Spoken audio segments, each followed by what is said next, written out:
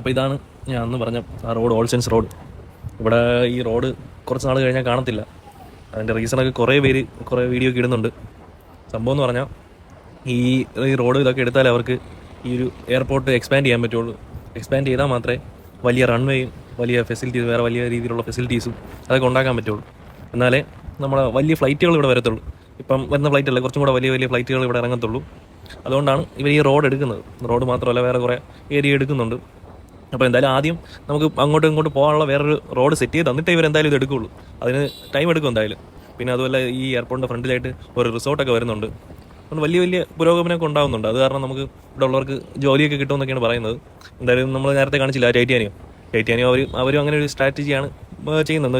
അടുത്തുള്ളവർക്കൊക്കെ ജോലി കൊടുക്കും. എന്നിട്ട് എയർ പൊല്യൂഷൻ, വാട്ടർ പൊല്യൂഷൻ, കടലിലോട്ടൊക്കെ നല്ല രീതിക്ക് ഇത് വിടുന്നുണ്ട്.